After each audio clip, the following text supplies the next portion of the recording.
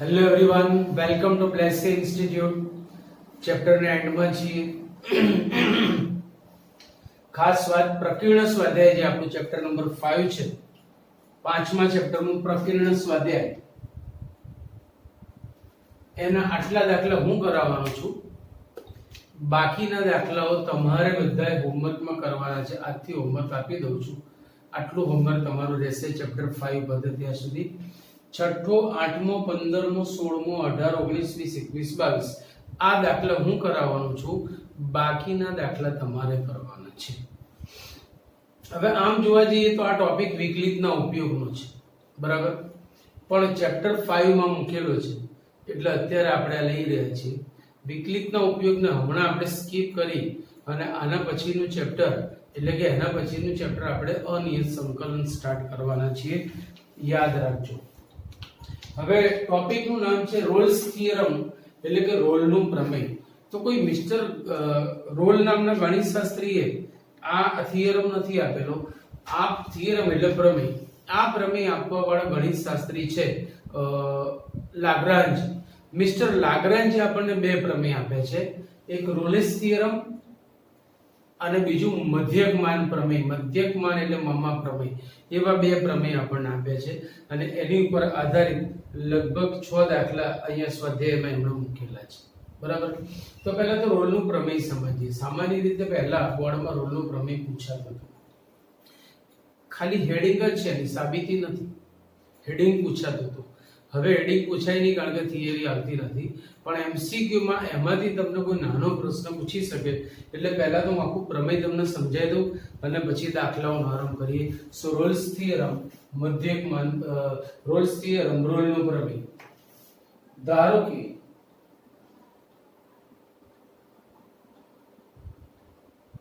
f from close interval ab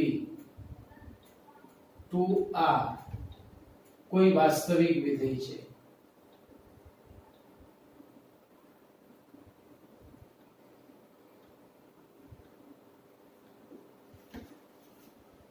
f a close interval ab પર સતત અને open interval ab પર વિકલનીય છે તથા fa equal to fb, તો a અને b આ અંતરાલની સીમાની સંખ્યાઓ છે.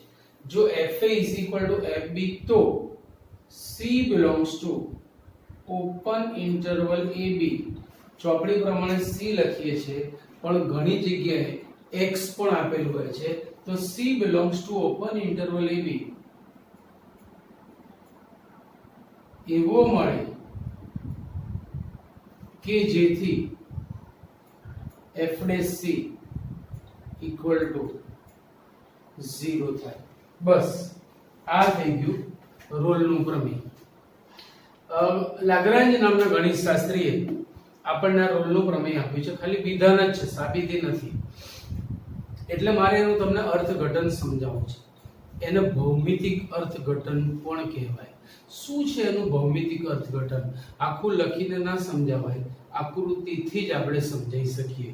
તો અહીંયા આકૃતિમાં મેં એક વિધેય લીધું y fx, એક અંતરાલ લીધો.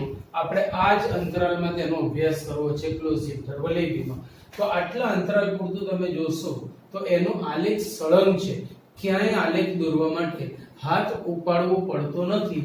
એટલે એ સતત પણ છે અને વિકલનીય પણ છે એમ આપણે ધારી લઈએ છીએ. હવે બરાબર સમજો. હું આ બિંદુની વાત કરવા માંગુ છું. આ બે બિંદુ, બરાબર. આ બિંદુ, અચ્છા, a0 માંથી પસાર થતી શિરોલંબ રેખા આપણે વિચારીએ. a0 માંથી પસાર થતી શિરોલંબ રેખા વિચારીએ તો એનું નામ પાડી શકાય x equal to, બરાબર. ધ્યાન રાખજો, આપણે આમાં પણ એનો ઉપયોગ કરવાના છીએ મધ્યકમાન પ્રમેય, બરાબર. સો ધારો કે A0 માંથી પસાર થતી શિરોલંબ રેખા છે x a અને B0 માંથી પસાર થતી રેખા છે x b. A0 માંથી પસાર થતી રેખા છે x a અને B0 માંથી પસાર થતી શિરોલંબ રેખા છે x b. હવે આ જે બિંદુ છે એ વક્ર y fx અને રેખા x એનું છેદ બિંદુ છે. વક્ર y fx અને રેખા x એનું છેદ બિંદુ છે. તો આ બિંદુનો યામ શોધવા માટે હું આ રેખામાંથી x બરાબર અહીંયા મૂકું એટલે મને y યામ મળશે. તેનો y યામ થશે fa એટલે x યામ a અને y યામ fa. તો આ બિંદુનો યામ થયા afa. બરાબર યાદ રાખજો ભાઈ, કારણ કે મધ્યકમાં એટલે કે મમા પ્રમેયમાં આ બધી વસ્તુ ફરીથી હું સમજાવીશ નહીં. એ જ રીતે આ જે બિંદુ છે એ વક્ર y fx અને રેખા x b નું છેદ બિંદુ છે. પરિણામે હું x આ રેખાના સમીકરણમાંથી x બરાબર b અહીંયા મૂકું તો મને ym fb મળશે. સો b fb આ પ્રમાણેની વાત થઈ.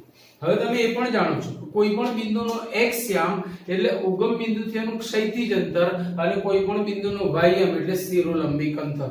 તો એનું અર્થઘટન એ થયું કે આનો y યામ fa છે એટલે એની આ બિંદુની જે આ ઊંચાઈ છે એને આપણે fa કહી શકીએ. બરાબર ધ્યાનથી સમજજો ભાઈ.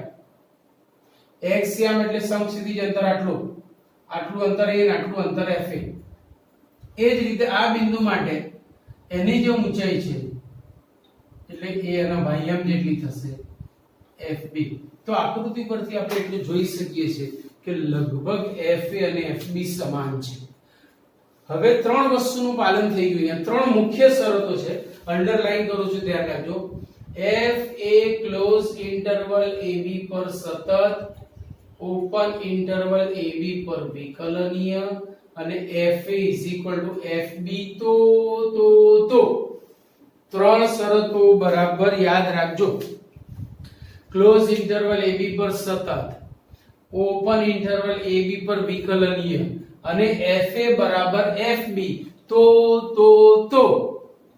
c એવો મળે ક્યાં? ઓપન ઇન્ટરવલ ab માં. મતલબ c બરાબર a ના હોઈ શકે, c બરાબર b ના હોઈ શકે, a અને b ની વચ્ચે જ એવો મળે કે જેથી ત્યાં આગળનું પ્રથમ વિકલિત શૂન્ય થાય, f' c બરાબર 0 થાય. હવે વિકલિતનો ઉપયોગ છે એટલે આને સમજાવતા પહેલા બીજી એક વસ્તુ મારે અહીંયા ખાસ તમને સમજાવવી પડે કે કોઈ વક્ર y fx છે તથા x1 y1 તેનું બિંદુ છે. બરાબર સમજો. વક્ર y fx છે અને x1 y1 તેનું બિંદુ છે. બરાબર. હવે આ તેનું બિંદુ હોય તો તેનું સમાધાન કરે એટલે હું x ની જગ્યાએ x1 ને y ની જગ્યાએ y1 લખું ને તો y1 બરાબર fx1 થાય. જો વિકલિતનો એક ઉપયોગ સમજાવું છું તો જ હું આ બધી વસ્તુ સમજાવી શકીશ. દાખલા રમકડા જેવા છે પણ ટોપિક આખો તમારા માટે નવો છે, મારે સમજાવવો પડશે. હવે હું આ વક્રનું વિકલન કરું છું. બરાબર સમજો. વિકલિતના કુલ 7 ઉપયોગો છે. there are 7 rules of the differentiation. વિકલિતના 7 ઉપયોગો, 7 જુદા જુદા એના રોલ છે. ક્યારેક આ કામમાં આવે, ક્યારેક પેલા કામમાં આવે. જેમ કે ઢાળ માટે આવે, મહત્તમ ન્યૂનતમ કિંમત માટે આવે, આશરા પડતી કિંમત માટે આવે, વધતા વિધેય માટે આવે, ઘટતા વિધેય માટે આવે, સ્થૂળ કિંમત માટે આવે, દર માપક તરીકે આવે. બધા જુદા જુદા રોલ છે. વિકલિતના ઉપયોગમાં આપણે જોઈશું. તો એમાંનો એક ઉપયોગ છે કે ધારો કે મેં આનું વિકલન કર્યું એટલે મને મળશે dy by dx. તો આ જે વિકલન કર્યું ને એ તમને એના સ્પર્શકનો ઢાળ આપે. દાખલા તરીકે આ કોઈ વક્ર છે આ, બરાબર.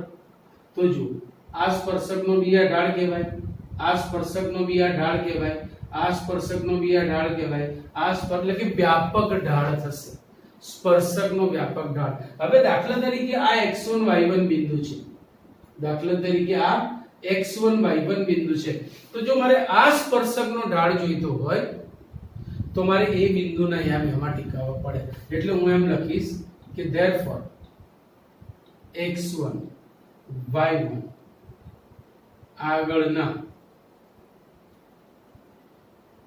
સ્પર્શકનો ઢાળ m equal to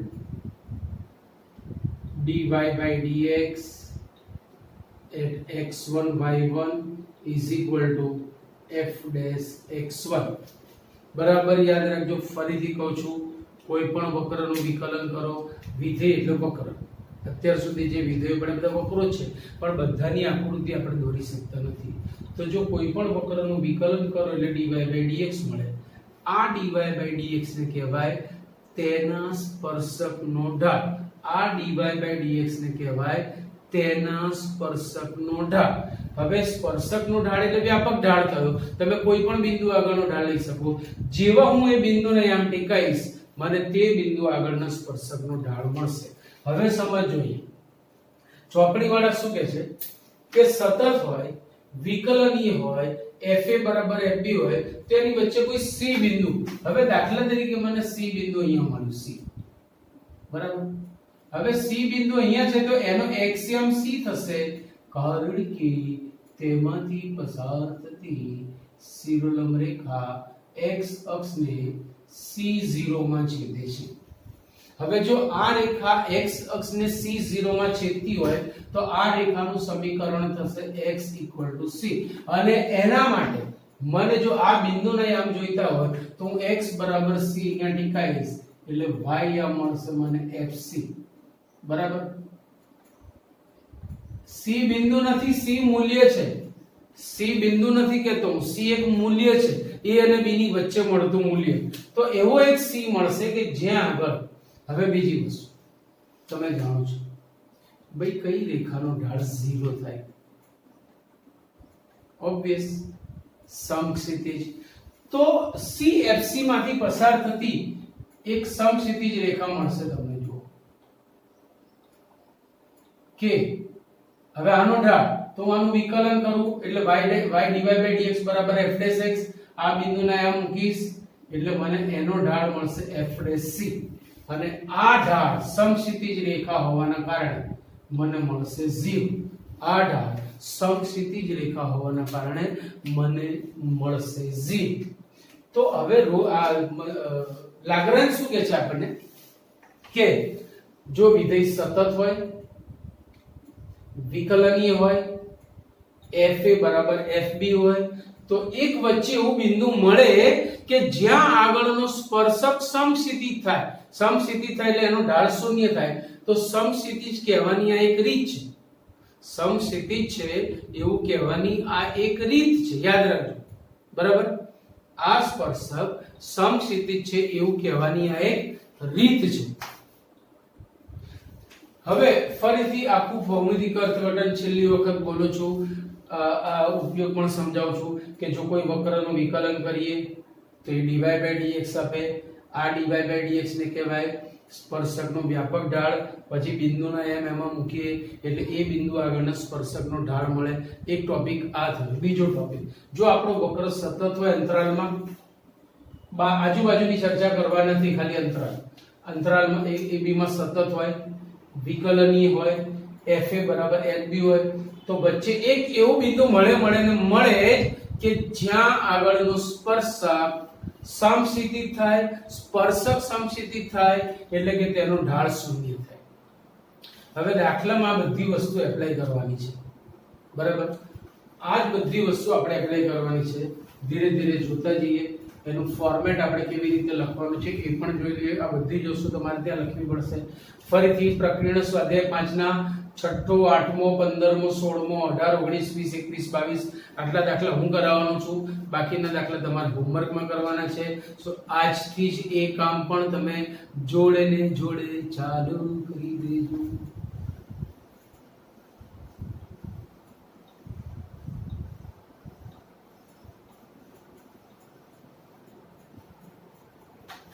ચલો હવે સ્વાધ્યાય 5.8 માં હો, એક્સરસાઇઝ 5.8.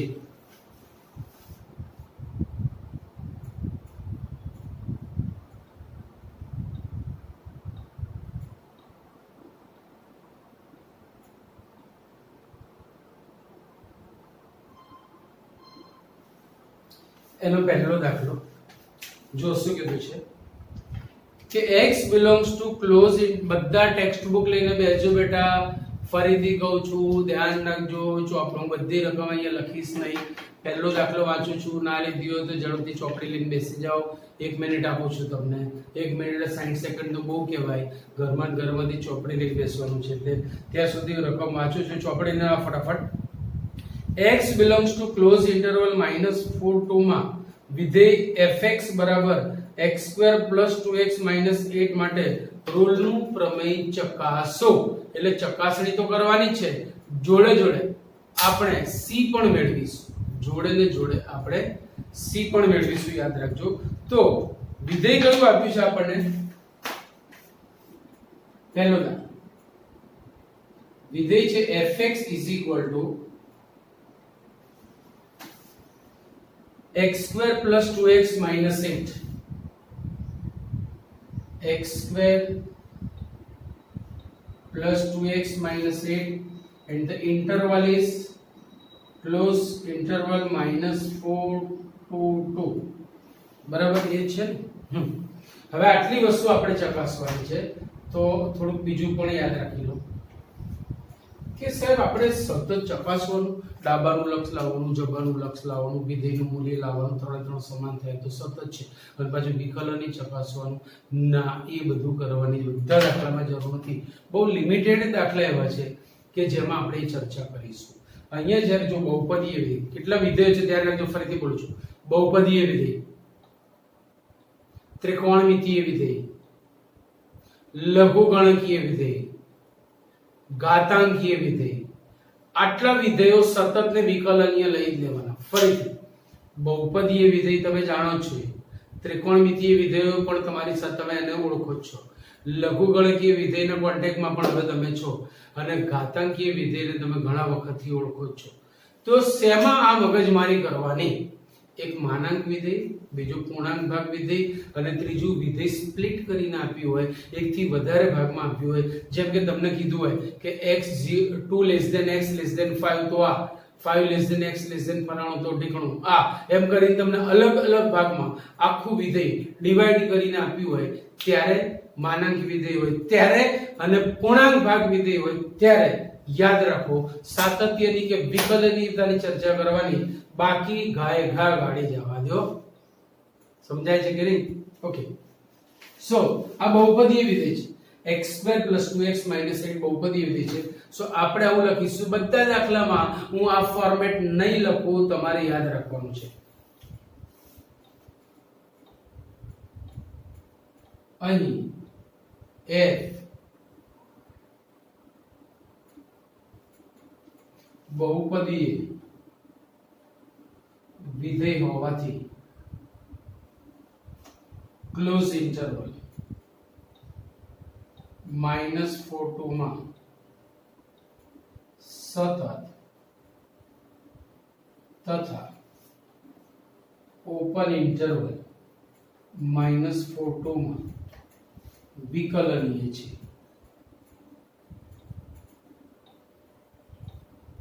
બે વસ્તુ ક્લિયર થઈ ગઈ. સતત છે, વિકલનીય છે. હવે ચકાસવાનું છે આપણે fa અને fb. તો f અહીંયા ક્લોઝ ઇન્ટરવલ -4 to છે, સો a = -4 and b = 2. તો આપણે -4 અને 2 આગળના મૂલ્યો લાવીએ. f -4, ચલો x ની જગ્યાએ -4 મૂકો.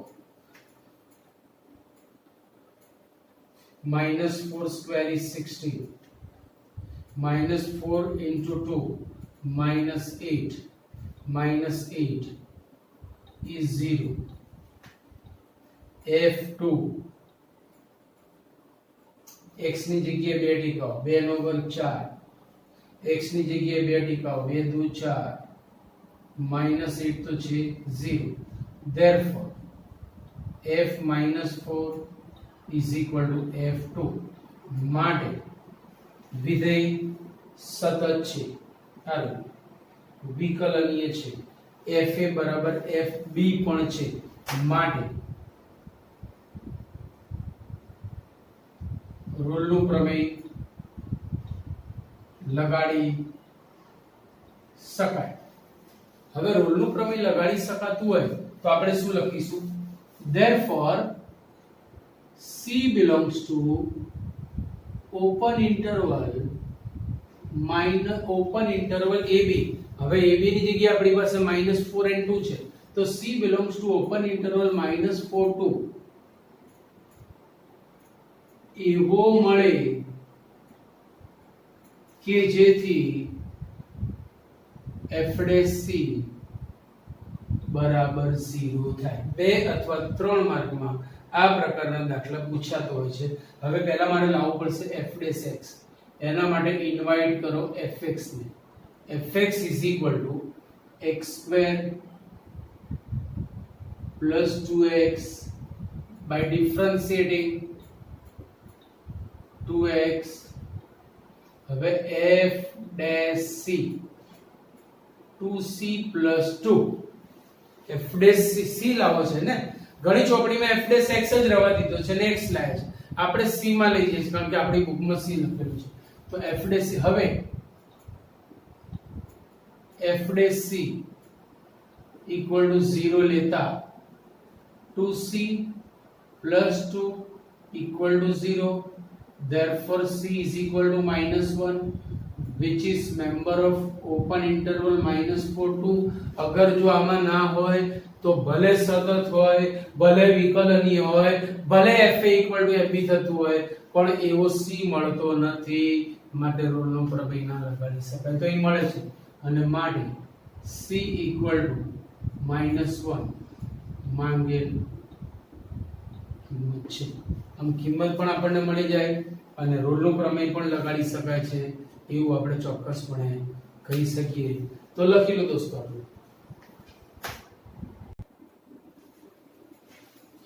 જો દાખલા નંબર 2 માં એવું કીધું છે આપણને, ચકાસો કે ચોપડી લઈને બેઠા હશો હવે એવું આશા રાખું છું, રકમ વાંચજો. ચકાસો કે નીચેના વિધેયો પર રોલનું પ્રમેય લગાડી શકાય કે નહીં. આ ઉદાહરણ પરથી તમે રોલના પ્રમેયના પ્રતીક વિશે શું કહી શકશો? પ્રતીક વિશે હમણાં આપણે કંઈ જ કહેવું નથી, ખાલી આપણે એટલું જ જોઈશું કે રોલનું પ્રમેય લગાડી શકાય છે કે નહીં. બરાબર?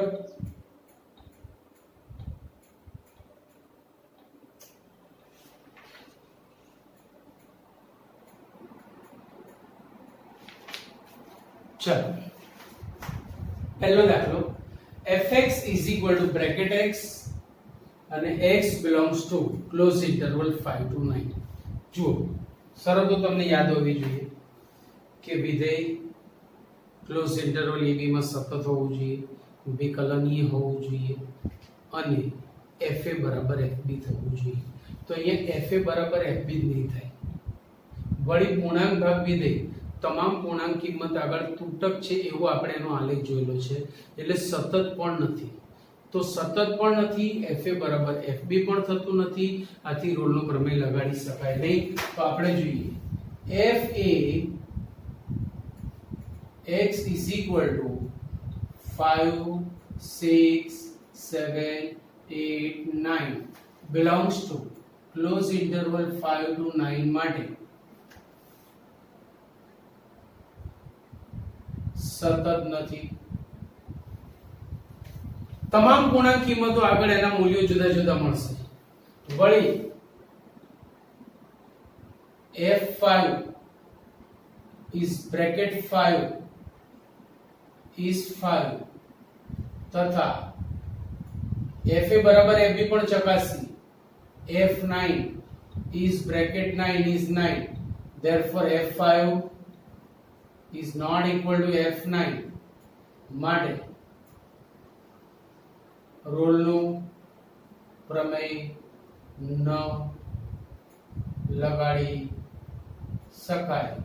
આથી તેના પ્રતીકની ચર્ચા પણ ન થઈ શકે. હવે પ્રતીકની ચર્ચા એટલે શું? તો આખું વિધાન ઊંધું વિચારવાનું કે જો f'(c) = 0 તો fa = fb સતત વિકલનીય થાય છે, ઊંધું જવાનું. પણ અહીંયા વિકલનીય જ નથી વળી f વિકલનીય નથી એટલે fdc નો અવકાશ નથી. વળી f વિકલનીય નથી માટે fdc સંભવ નથી. f વિકલનીય નથી માટે fdc સંભવ નથી. માટે fdc બરાબર 0 ની કોઈ વાત જ ના આવે એટલે ઊંધી દિશામાં જવાની પણ અહીંયા કોઈ વાત બનતી નથી. Clear point. તો એના પછી જે બીજો દાખલો છે એક્ઝેક્ટ એના જેવો છે. It is an image of the question number first. તમને આપું છું ત્રીજા દાખલામાં જઈશ. ત્રીજો દાખલો બહુપદીય વિધેય છે. આથી તે સતત અને વિકલનીય તો છે. આથી આપણે લમણા ચિંતો કરવી પડશે. ચલો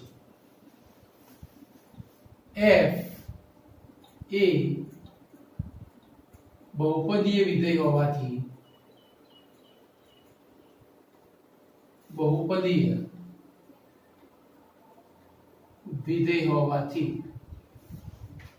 ક્લોઝ ઇન્ટરવલ 1 2 પર સતત તથા ઓપન ઇન્ટરવલ 1 2 પર વિકલનીય છે. હવે fa બરાબર fb થાય છે કે નહીં આપણે જોવાનું છે. તો fa હવે f1 is 1 square minus 1 is 0 તથા fb એટલે f2 2 square minus 1 is 3. Therefore f1 is not equal to f2. માટે રોલનું પ્રમેય લગાડી ન શકાય. માટે રોલનું પ્રમેય લગાડી ના શકાય. આથી પ્રતીકની ચર્ચા ન થઈ શકે. આથી પ્રતીકની ચર્ચા ન થઈ શકે. પ્રતીકની ચર્ચા પણ ના થઈ શકે એવું આપણે અહીંયા ચોક્કસપણે કહીશું. બરાબર છે. પછી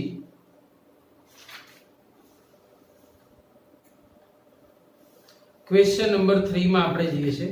ક્વેશ્ચન નંબર 3 સારો દાખલો છે. એ પણ જો શું કહે છે, બહુ મસ્ત દાખલો છે, ધ્યાન રાખજો ભાઈ. આની અંદર આવી જશે question number 3. f from close interval -5 5 to r. ત્રીજો દાખલો અહીંયા થઈ જશે. f is a function mapping from -5 5 to r. વિકલનીય વિધેય હોય f' મળે છે. વિકલનીય વિધેય હોય એટલે તેનું વિકલિત મળે છે. અને f' ક્યાંય શૂન્ય થતું નથી.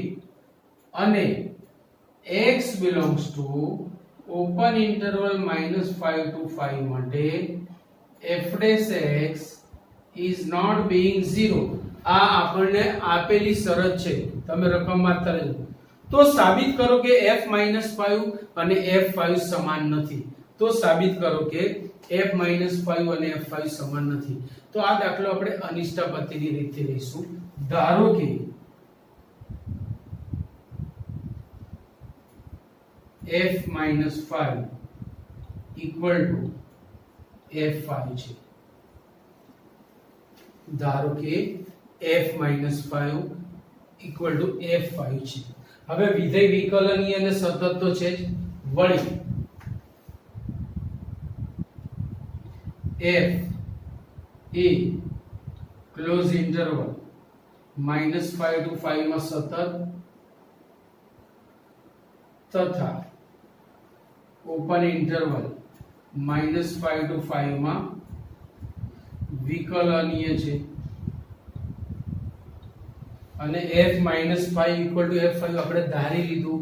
એનો મતલબ કે રોલના પ્રમેયની ત્રણે ત્રણ શરતોનું અહીંયા પાલન થઈ ગયું કે ભાઈ સતત હોવું જોઈએ, વિકલનીય હોવું જોઈએ, fa બરાબર fb થવું જોઈએ. માટે રોલનું પ્રમેય લગાડી શકાય. માટે રોલનું પ્રમેય લગાડી શકાય, માટે રોલનું પ્રમેય લગાડી શકાય. હવે જો રોલનું પ્રમેય લગાડી શકાતું હોય તો therefore C belongs to open interval -5 to 5 એવો મળે કે જેથી f' બરાબર 0 થાય. પણ આમાં હોય એવી કોઈ કિંમત માટે f' નું મૂલ્ય શૂન્ય થતું નથી, પરંતુ પક્ષમાં આપેલ છે કે x belongs to -5 to 5 માટે f' not equal to 0, માટે આપણી ધારણા ખોટી છે. માટે આપણી ધારણા ખોટી છે અને માટે f-5 is not equal to f5 સાબિત થાય છે. આપણી ધારણા ખોટી છે અને માટે f-5 equal to f5 થાય છે. બોલો આટલી વસ્તુ ક્લિયર? પરંતુ પક્ષમાં આવું આપેલું છે કે આ નથી અને માટે આપણી ધારણા. તો અહીંયા 3 દાખલા સુધી રોલના પ્રમેયના દાખલા છે. ચોથા દાખલાથી મમા પ્રમેય એટલે કે મધ્યકમાન પ્રમેયના દાખલા શરૂ થાય છે. હવે મધ્યકમાન પ્રમેય બી આ જ રીતે મારે આખો તમને ભૌમિતિક અર્થઘટન સાથે સમજાવવો પડશે. આમ જોવા જઈએ તો આખું સ્વાધ્યાય એક લેક્ચરનું જ છે, તમને કહી દઉં. ખાલી હેડિંગ આપીને દાખલા કરી દઉં ચાલે, પણ ભૌમિતિક અર્થઘટન સમજાવવાના કારણે એમાં મારે વધારે સમય આપવો પડે છે.